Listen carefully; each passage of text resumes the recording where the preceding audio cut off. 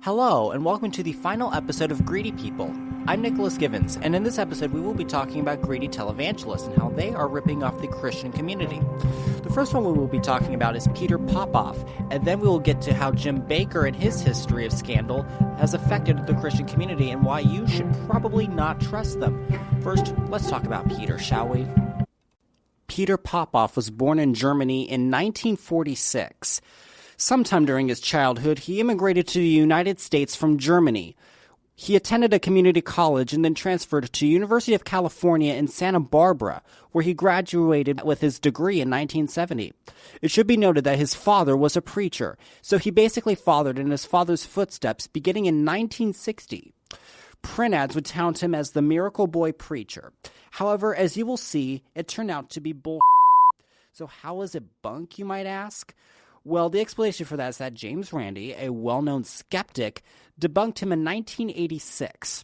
During Randi's investigation, he discovered that his wife was feeding him information about the people that he was supposedly healing, and then Popoff told his audience that he got the information from God. The device used, funnily enough, was a radio, hence proving that Popoff is nothing more than a practitioner of quackery. He did not stop there. He made a comeback in 1998 and bought time on BET, which if you don't know what that stands for Black Entertainment Television, to target the African-American community. 9 years later, though, he was the subject of 2 news reports, this time by the syndicated television show Inside Edition and ABC News 2020. Those stories had interviews from people whom he targeted.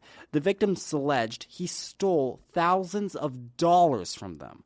And in 2008, Popoff himself reimbursed a woman from British Columbia, Canada, after she came forward with information about his fundraising practices. The same year in Great Britain, Ofcom, which, if you don't know, that's their equivalent of the FCC, sent out warnings to various television stations in the country that were airing his content because of Popoff's unproven claims. And 3 years later, he won the Pegasus Award from the James Randi Foundation for his continuing peddling of claims that have zero scientific backing behind them whatsoever.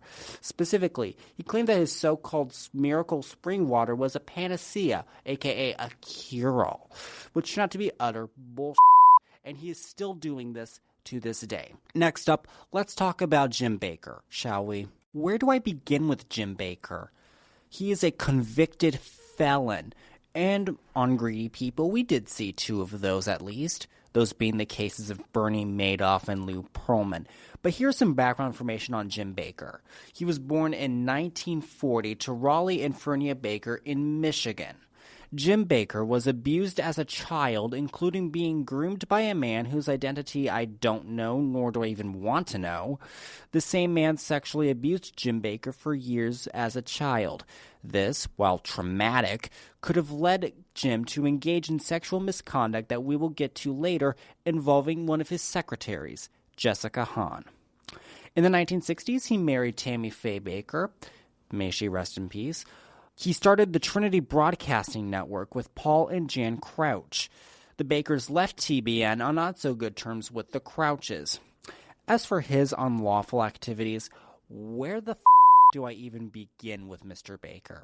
In 1979, he was investigated by the FCC after it was alleged that he had misused funds from his Praise the Lord fundraising specials. Specifically, he told his audience that their money would go towards an overseas mission trip, but instead the funds were used to fund his theme park, Heritage USA. And that's just the tip of the scam iceberg, my friends, because years later, in 1985, an IRS report showed that the Bakkers had used $1.3 million that was meant for their ministry for their own personal benefit between the years of 1980 and 1983, and recommended that the PTL organization lose its status as a tax-exempt nonprofit. However, no action was taken against them until Jessica Hahn came forward with allegations that she was drugged and raped by Jim Bakker and a host of his show, the PTL Club. Bakker, while admitting to having a sexual encounter with Ms. Hahn, denied raping her and drugging her.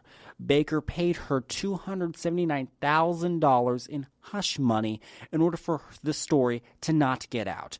Unfortunately, it did not go so well for Bakker because in 1988, after reports of his fundraising tactics came to light, Jim Bakker was indicted by a grand jury on multiple counts of mail fraud, multiple counts of wire fraud, and one count of conspiracy. All of this after he promised his audience that if they donated $1,000 to his organization, that they would get a 3-night stay at a luxury hotel on the site of Heritage USA. However, only one 500-room hotel at that site had been completed. After 5 weeks of trial in September of 1989, a jury found Bakker guilty on all charges, and he was sentenced to 45 years in prison and was ordered to pay a fine of $500,000. Bakker appealed the sentence, and the conviction was upheld. He was resentenced in 1993 to 8 years in prison after the appeals court decided that the $500,000 fine and the 45 years in prison sentence was a bit too much for the crime. He was released 1 year later in 1994, and at the time he owed $6 million to the Internal Revenue Service. In 2003, fast forward, he did start preaching on television again, this time hosting a self-titled show, The Jim Bakker Show, from Branson, Missouri. It is carried on 15 different television stations in the United States and in Canada, and he has since subscribed to apocalyptic theology, which I think is complete and utter bull. But he is his own man after all, so he is entitled to his own beliefs. He has since remarried to a woman named Lori, beginning in 1998, and he has started touting colloidal silver as a cure-all in 2020 during COVID. Those claims did lead him to getting sued by the state of Missouri because colloidal silver has no health benefits that are backed by science anyway, that I know of. This was settled out of court, and he was ordered to pay over $100,000 in restitution because he scammed his audience again. Okay? I don't know how to say this. Avoid Jim Bakker at all costs. He can rot in hell for his actions, and this man is probably going to continue to peddle bullshit for the rest of his life. I'm Nicholas Givens. Thank you for listening to Greedy People. I hope you enjoyed our 4-part series, even though this episode took me like 2 years to complete because I freaking procrastinated. So, thank you for listening, and I hope you have a great rest of your day. Bye.